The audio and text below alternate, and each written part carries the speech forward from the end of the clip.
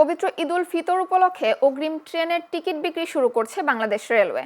আগামী ২১ মার্চ ঈদ ধরে ৩ মার্চ থেকে ৭ দিনের আন্তনগর ট্রেনের অগ্রিম টিকিট বিক্রি করা হবে। বরাবরের মতো এবারও শতভাগ টিকিট অনলাইনে ছাড়া হবে।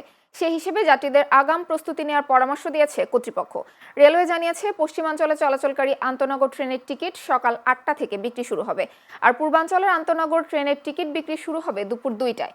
এ সময় সার্ভার জট এড়াতে নির্ধারিত সময় মেনে টিকিট সংগ্রহের আহ্বান জানানো হয়েছে। সিদ্ধান্ত অনুযায়ী ১৩ মার্চের টিকিট বিক্রি হবে ৩ মার্চ, ১৪ মার্চের টিকিট ৪ মার্চ এবং এভাবে ধারাবাহিকভাবে ১৯ মার্চের টিকিট ৯ মার্চ বিক্রি করা হবে। চাঁদ দেখার উপর ভিত্তি করে ২০, ২১ ও ২২ মার্চের টিকিট পরবর্তী সময়ে ছাড়া হবে। ময়মনসিংহের হালুয়াঘাটে খিদমাতুল কুরআন নুরানী হাফিজিয়া মাদ্রাসার উদ্যোগে ইফতার ও দোয়া মাহফিল অনুষ্ঠিত হয়েছে। রোববার সন্ধ্যায় ভাই ভাই পোল্ট্রি ফার্মের স্বত্বাধিকারী আজাহারুল ইসলামের সৌজন্যে ইফতার ও দোয়া মাহফিলের আয়োজন করা হয়। অনুষ্ঠানে প্রধান অতিথি ছিলেন ময়মনসিংহ ১ আসনের সংসদ সদস্য সালমান ওমর রুবেল। অনুষ্ঠানে সভাপতিত্ব করেন মেসার্স হজরত শাহজালাল পোল্ট্রি ফিডের স্বত্বাধিকারী সুরুজ মিয়া। খুলনার দিঘলিয়ায় খুলনা ৪ আসনের সংসদ সদস্য আজিজুল বারী হেলালের সাথে বিভিন্ন দপ্তরের কর্মকর্তাদের মতবিনিময় সভা অনুষ্ঠিত হয়েছে। রোববার বিকেলে দিঘলিয়া উপজেলা পরিষদ সভা কক্ষে সভার আয়োজন করে দিঘলিয়া উপজেলা প্রশাসন। সভায় সভাপতিত্ব করেন দিঘলিয়া উপজেলা নির্বাহী কর্মকর্তা মোহাম্মদ হারুনা রশিদ। মতবিনিময় সভায় উপজেলার বিভিন্ন দপ্তরের কার্যক্রম, চলমান উন্নয়ন প্রকল্প এবং জনসেবায় মানোন্নয়ন নিয়ে বিস্তারিত আলোচনা করা হয়। দপ্তরের প্রধানরা নিজ নিজ বিভাগের কার্যক্রম ও সমস্যা সম্ভাবনার বিষয়গুলো তুলে ধরেন।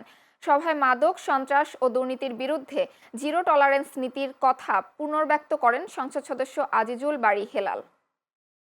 দেশের টেকসই উন্নয়নের জন্য দুর্নীতি রোধ করতে হবে জানিয়ে সমাজ কল্যাণ প্রতিমন্ত্রী ব্যারিস্টার ফারজানা শারমিন পুতুল বলেছেন, কোনোভাবেই ৫ই আগস্টের পূর্বে ফিরে যেতে দেয়া হবে না। রোববার নাটোরের বাগাতিপাড়া উপজেলা বিএনপির আয়োজনে বাগাতিপাড়া অডিটোরিয়ামে গণসংবর্ধনা অনুষ্ঠানে তিনি এসব কথা বলেন। এর আগে প্রতিমন্ত্রী মালঞ্চি রেল স্টেশন পরিদর্শন করে বন্ধ স্টেশন খোলার ব্যবস্থার কথা বলেন। পরে তিনি উপজেলার বিভিন্ন দপ্তরের কর্মকর্তাদের সাথে মতবিনিময় সভায় মিলিত হন। এ সময় উপস্থিত ছিলেন বাগাতিপাড়া উপজেলা বিএনপির সাবেক সভাপতি মোশাররফ হোসেন, সাবেক সাধারণ সম্পাদক হাফিজুর রহমান ও বাগাতিপাড়া উপজেলা নির্বাহী অফিসার মোহাম্মদ আলাউদ্দিন সহ অন্যান্যরা। গাইবান্ধায় সদর উপজেলায় মাটি বোঝাই একটি ট্রাক্টর নিয়ন্ত্রণ হারিয়ে সড়কের পাশে থাকা মিলি বেগম নামের এক নারী নিহত হয়েছেন। এই ঘটনায় আরও অন্তত ৪ জন আহত হয়েছে। রোববার সদর উপজেলার রামচন্দ্রপুর ইউনিয়নের ভাঙা ডিপ বাজার এলাকায় এ দুর্ঘটনা ঘটে। নিহত মিলি বেগম ভাঙা ডিপ বাজার গোরস্থানপাড়া এলাকার ভ্যানচালক খুরশেদ আলমের স্ত্রী। আহত অবস্থায় তাকে সদর হাসপাতালে নেওয়া হলে চিকিৎসাধীন অবস্থায় তার মৃত্যু হয়। গাইবান্ধা সদর থানার ভারপ্রাপ্ত কর্মকর্তা আব্দুল্লাহ আল মামুন জানান, খবর পেয়ে ঘটনাস্থলে পুলিশ পাঠানো হয়েছিল। নিহতের পরিবার থেকে কোনো অভিযোগ না থাকায় এ ব্যাপারে কোনো আইনি ব্যবস্থা গ্রহণ করা হয়নি। নতুন বাংলাদেশ বিনির্মাণে নির্বাচন পরবর্তী সহিংসতা বন্ধ এবং রাজনৈতিক সহনশীলতার আহ্বান জানিয়েছেন জামায়াতের সেক্রেটারি জেনারেল অধ্যাপক মিয়া গোলাম পরোয়ার। রোববার সন্ধ্যায় নগরীর জিএসি এলাকায় একটি কমিউনিটি সেন্টারে চট্টগ্রাম মহানগরী জামায়াতের ইফতার মাহফিলে প্রধান অতিথির বক্তব্যে তিনি এই আহ্বান জানান। এ সময় তিনি ইরানে আয়াতুল্লাহ খামেনির মৃত্যুতে গভীর শোক প্রকাশ করেন এবং মুসলমানদের উপর জুলুম নির্যাতনের প্রতিবাদ জানান। চট্টগ্রাম মহানগরীর আমির মোহাম্মদ নজরুল ইসলামের সভাপতিত্বে অনুষ্ঠানে বক্তব্য রাখেন জামায়াতের সহকারী সেক্রেটারি মোহাম্মদ শাহজাহান ও কেন্দ্রীয় সদস্য শাহজাহান চৌধুরী সহ অন্যান্যরা। মুন্সিগঞ্জের সিরাজদিখানে জামিয়া ইসলামিয়া হালিমা মধুপুর মাদ্রাসার ইফতার ও দোয়া মাহফিলে অংশ নিয়েছেন মুক্তিযোদ্ধা বিষয়ক প্রতিমন্ত্রী ইঞ্জিনিয়ার ইশরাক হোসেন। রোববার উপজেলার রাজানগর ইউনিয়নে মাদ্রাসা প্রাঙ্গণে উপস্থিত হয়ে প্রতিমন্ত্রী ইশরাক হোসেনের বাবা ঢাকা দক্ষিণ সিটি কর্পোরেশনের সাবেক মেয়র সাদেক হোসেন খোকা সহ দেশ ও জাতির মঙ্গল কামনায় দোয়া চান তিনি। এ সময় উপস্থিত হয়ে তাকে ফুলেল শুভেচ্ছা জানান মুন্সিগঞ্জ জেলা প্রশাসক নূরমহল আশরাফি ও পুলিশ সুপার মেনহাজুল ইসলাম।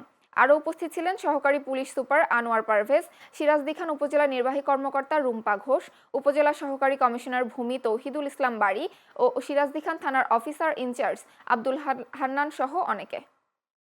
চলতি মার্চ মাসে দেশে ১ থেকে ২টি মৃদু থেকে মাঝারি ধরনের তাপপ্রবাহ বয়ে যেতে পারে। রয়েছে কালবৈশাখী ঝড়ের পূর্বাভাসও। এ মাসে দিন ও রাতের তাপমাত্রা ক্রমান্বয়ে বৃদ্ধি পাবে বলেও জানিয়েছে বাংলাদেশ আবহাওয়া অধিদপ্তর। মার্চ মাসব্যাপী পূর্বাভাসে এসব তথ্য জানিয়েছে আবহাওয়া অফিস। পূর্বাভাসে বলা হয়েছে মার্চ মাসে দেশে স্বাভাবিক বৃষ্টিপাতের সম্ভাবনা রয়েছে, তবে বঙ্গোপসাগরে ঘূর্ণিঝড় বা নিম্নচাপ সৃষ্টি হওয়ার সম্ভাবনা নেই। এছাড়া চলতি মাসে দেশে 1 থেকে 2টি মৃদু থেকে মাঝারি ধরনের তাপপ্রবাহ বয়ে যেতে পারে। এ সময় তাপমাত্রা 36 থেকে 39.9 ডিগ্রি সেলসিয়াস পর্যন্ত উঠতে পারে বলে জানিয়েছে আবহাওয়া অফিস। শিল্পাঞ্চল আশুলিয়ার ধামসোনা ও গোপালবাড়ির মাঝখান দিয়ে প্রবাহিত বংশাই নদীর উপর নির্মিত একটি অস্থায়ী সাঁকোই দুই পারের মানুষের জীবনের একমাত্র সেতুবন্ধন। দেশ স্বাধীন হওয়ার পর থেকে এলাকাবাসীর দাবি নদীর উপর একটি স্থায়ী সেতু নির্মাণ, কিন্তু বছরের পর বছর কেটে গেলেও সেই দাবি রয়ে গেছে আশ্বাসেই। আশুলিয়া প্রতিনিধি তুহিন আহমেদের তথ্যচিত্রে বিস্তারিত ডেস্ক রিপোর্ট।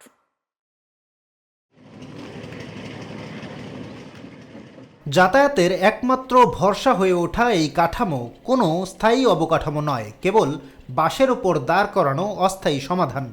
জীবনের ঝুঁকি নিয়েই প্রতিদিন এই সাঁকো ব্যবহার করছেন স্থানীয়রা।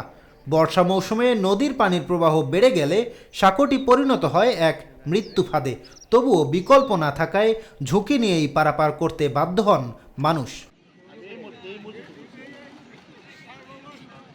রাজধানীর উপকণ্ঠ সাভার উপজেলার গুরুত্বপূর্ণ শিল্পাঞ্চল আশুলিয়ার দুই এলাকা ধামসোনা ও গোপালবাড়ির মাঝে রয়েছে এই নদী। এত গুরুত্বপূর্ণ সংযোগস্থলে একটি স্থায়ী সেতু না থাকায় প্রতিদিন দুর্ভোগ পোহাতে হচ্ছে হাজারো মানুষকে। একটি সেতু নির্মাণ হলে নিরাপদ ও সহজ যাতায়াত নিশ্চিত করা সম্ভব বলে মনে করেন স্থানীয়রা। এই ব্রিজ যদি না হয় তাহলে আমাদের স্কুলে যাওয়া বন্ধ হয়ে যাবে বা অনেক ঝুঁকি আছে আমাদের জীবনে। খুব ভোগান্তির মধ্যে আছি, বিদায় আমাদের দিকটা নদী, এই দুইটা ব্রিজ হইলেই যেমন আমরা একটু চলাচল করতে আমাদের একটু সুবিধা হইতো। খুব প্রযোজ্য। আপনার কলেজ আছে, একটা হাই স্কুল আছে, একটা প্রাইমারি স্কুল আছে, এটা বিশেষ দরকার। এই ব্রিজটা কেমন করেন, এই যে কদিন পর ভেঙে যাবে এই যে পানি লেবাদে। উদ্বোধন কর্তৃপক্ষের কাছে বিনীত আকুল নিবেদন করব যেন খুব তাড়াতাড়ি এই ব্রিজটা তারা করে। এই বাঁশের সাঁকো জ্যৈষ্ঠ মাস অথবা আষাঢ় মাসে নদীর স্রোতে ভেঙে যায়। এখানে একটি পাকা ব্রিজ একান্ত জরুরি। উপজেলা প্রশাসনের পক্ষ থেকে জানানো হয়েছে বিষয়টি গুরুত্ব সহকারে ঊর্ধ্বতন কর্তৃপক্ষকে অবহিত করা হবে এবং বংশাই নদীর উপর সেতু নির্মাণে প্রয়োজনীয় ব্যবস্থা নেয়ার উদ্যোগ গ্রহণ করা হবে। এখানে এখনো একটি বাঁশের সাঁকো রয়েছে, যেটা অবিশ্বাস্য। সাভারে নতুন জায়গায় এখনো ব্রিজ হয়নি, আসলে অবিশ্বাস্য বিষয়। আমরা নিয়ে এটা প্রাথমিকভাবে এটা স্টাডি করেছি এবং আমি এটা খোঁজখবর দিয়ে জানতে পেরেছি যে এটা বেশ বড় একটি প্রজেক্ট হবে, যে কারণে আমরা প্রাথমিক তথ্যের কাজগুলো আমরা রেডি করছি এবং এটা আমরা কোনো প্রজেক্টের মাধ্যমে এখানে ব্রিজ করা যায় কিনা সেই বিষয়ে আমরা একটি প্রস্তাব মন্ত্রণালয় পাঠাবো, স্থানীয় সরকার মন্ত্রণালয়। পরবর্তীতে মন্ত্রণালয় এটা যাচাই করে আমাদের একটি প্রজেক্ট দিবে বলে আমি বিশ্বাস করি।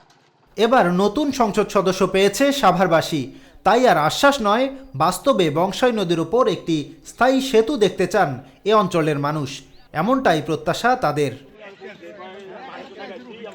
Desk report, channel S.